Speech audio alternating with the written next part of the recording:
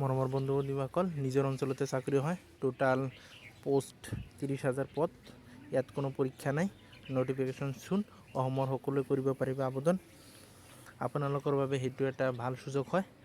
আপোনালোকে যদি মানে মেট্ৰিকত মেট্ৰিকত কি আছে পাৰ্চেণ্টেজটো বেছি আছে, তেনেহ'লে এপ্লাই কৰিলে আপোনালোকৰ লাভ হ'ব। গোটেই প্ৰচেছটো এটা ভিডিঅ'তে আছে, আপোনালোকে সম্পূৰ্ণলৈকে চাই থাকিব ভিডিঅ'টো হ'ব। আপোনালোকৰ বাবে আৰু এটা গুৰুত্বপূৰ্ণ ভিডিঅ' আনিছোঁ। ইণ্ডিয়ান পোষ্ট অফিচ ফালৰ পৰা কি আছে কেইবা হাজাৰ পদ মুকলি কৰি দিছে। নটিফিকেশ্যন চুন, মানে এতিয়া মানে ওলাই নাই। আৰু প্ৰচেছটো গোটেই প্ৰচেছটো এটা ভিডিঅ'তে আপোনালোকক দেখুৱাম। আৰু আপোনালোকে ইলিজিবল ক্ৰাইটেৰিয়া মানে শিক্ষাগত অৰ্হতা আৰু এজ লিমিটেড আৰু কেনেকৈ মানে চিলেকশ্যন প্ৰচেছ হ'ব বা হ'ব আপোনালোকে গোটেই প্ৰচেছটো এটা ভিডিঅ'তে কৈ দিম। আপোনালোকে কি আছে গুৰুত্বপূৰ্ণভাৱে ভিডিঅ'টো চাই থাকিব। আৰু যদি আপোনালোকে মোৰ ভিডিঅ'টো নতুনবাৰৰ বাবে চাই আছে, তেনেহ'লে চেনেলটো ছাবস্ক্ৰাইব কৰি ল'ব, কিয়নো মই আপডেটবিলাক দি থাকোঁ আৰু আপডেটবিলাক জেনুইন হয়। আপোনালোকে চাই থাকক। ইয়াত অল ডিটেইলছ গোটেইখিনি কৈ দিম। ইয়াত মানে 30,000 টোটাল 30,000 প্লাছ পোষ্ট আছে ভেকেঞ্চি।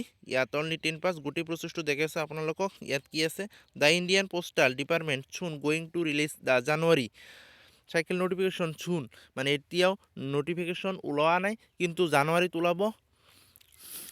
সেইকাৰণে আপোনালোকক প্ৰচেছটো দেখুৱাইছোঁ।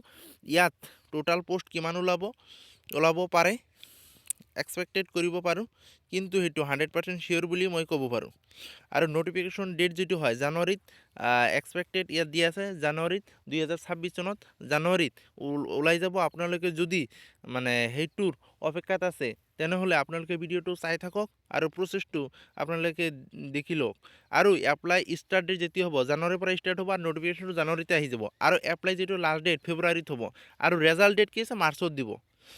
আৰু এটা কথা, যদি আপোনালোকে বহুতো কৈছিলে এপ্লিকেশ্যন ফিজ থাকেনে নাথাকে। ইয়াত জেনাৰেল OBC EWS ইয়াত 100 টকা লাগিব। আৰু SC ST PW ফিমেলৰ কাৰণে ইয়াত 100 টকা নালাগে। আপোনালোকে যদি ক্লাছ 10 মানে আপোনালোকে যদি হাই ছেকেণ্ডেৰী নহয়, আপোনালোকে যদি মেট্ৰিক পাছ কৰিছে, তেনেহ'লে সেই পোষ্টত এপ্লাই কৰিব পাৰিব। আৰু ইয়াত কোনো ধৰণৰ এক্সাম নহয়, ইয়াত কোনো ধৰণৰ পৰীক্ষা নাই। আপোনালোকে ডাইৰেক্ট ইয়াৰ চিলেকশ্যন হ'ব। কেনেকৈ গোটেই প্ৰচেছটো দেখাই আছোঁ। সেইটো মানে যিটো ড্ৰাফট কাটিব লাগে, 100 টকা তেওঁলোকক ড্ৰাফট কাটি দিব লাগে তাৰ ফালৰ পৰা। আৰু মেড অফ পে'মেণ্ট অনলাইনৰ যোগেদি সেইটো পে'মেণ্ট কৰিব লাগিব। আৰু যিটো এজ লিমিট হয়, সেইটো মই কৈছিলোঁ যে এজ লিমিটটো মই গোটেই প্ৰচেছ ডিটেইলছটো কৈ দিম। ইয়াত আছে 18ৰ পৰা কি আছে 18ৰ পৰা 40 ইয়াৰ্ছ। আপোনালোকে যদি 18ৰ পৰা 40 বছৰৰ ভিতৰত আপোনাৰ বয়সটো আছে, তেনেহ'লে সেই পোষ্টত আপোনালোকে এপ্লাই কৰিব পাৰিব।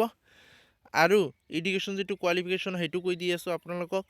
ইয়াত গোটেই আছে প্ৰচেছটো। পোষ্ট নেম কি হয়, গ্ৰামীণ ডাক সেৱক হয়, GDS মানে পোষ্ট অফিচ ফালৰ পৰা আপোনালোকে নিজৰ অঞ্চলতে সেইটো পাব পাৰে চাকৰিটো।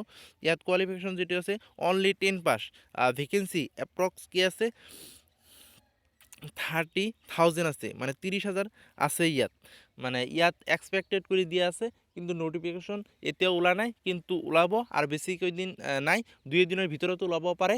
আৰু এপ্লাই 2 দিনৰ ভিতৰতে আৰম্ভ হ'ব পাৰে, কিয়নো জানুৱাৰী পৰিছে। জানুৱাৰী আজি 2 তাৰিখ। আপোনালোকৰ আৰু সময় নাই। আপোনালোকে মোৰ ভিডিঅ'টো চাই থাকিব, আৰু যেতিয়াই নটিফিকেশ্যন ওলাই যাব মই আপোনালোকক কৈ দিম। আপোনালোকে লগে লগেই এপ্লাই কৰি ল'ব। যিহেতু ইয়াত কি আছে অনলি 10 পাছ থাকিব লাগিব। আপুনি যদি অনলি 10 পাছ কৰিছে, তেনেহ'লে এপ্লাই কৰিব পাৰিব। আৰু ইয়াত কি হৈছে ইণ্ডিয়ান পোষ্ট ভেকেঞ্চি চিলেকশ্যন যিটো প্ৰচেছ হয়, the selection process of India post GDS recruitment 2026 includes the following state. ইয়াত গোটেইখিনি দিয়া আছে। Short list based on 10 class mark. ইয়াত সেইটো গুৰুত্বপূৰ্ণ হয়। যেতিয়া নাম্বাৰ 1 1 নম্বৰত কি কৈছে, ইয়াত আপোনালোকে যদি মেট্ৰিকত মানে ভাল মাৰ্ক আছে, তাৰ পৰা আপোনালোকৰ চিলেকশ্যন হৈ যাব পাৰে। আপোনালোকে যদি 90+ আছে, 95 আছে, অথবা 85, 80 অথবা 60 হ'ব পাৰে, একো নহয়। মানে কোনটো কিমান মাৰ্ক, মানে ক'ত কিমান মাৰ্ক লয়, ইয়াত এতিয়াও কৈ দিয়া নাই। আপোনালোকৰ মাৰ্ক হিচাপত, পাৰ্চেণ্টেজ হিচাপত তেওঁলোকে কি আছে চিলেকশ্যনটো কৰি দিয়ে। ইয়াত কোনো কি আছিল এক্সাম নহয়, ডাইৰেক্ট তোমালোকক কি আছে শ্বৰ্ট লিষ্ট বেছি, মানে 10 মাৰ্ক, তোমাৰ মাৰ্কৰ ওপৰত ভিত্তি কৰি তোমালোকক কি আছে মানে মেৰিট লিষ্ট দিব। তাৰপিছত ডকুমেণ্ট ভেৰিফিকেশ্যন হ'ব, মেডিকেল এক্সামিনেশ্যন হ'ব। মেডিকেল এক্সামিনেশ্যন সেইটো ইমান টাফ নহয়, এনেই খালি চেক কৰিব তোমাৰ বডিটো কি আছে ঠিক আছে নে নাই, সেইটো দেখিব তোমালোকক।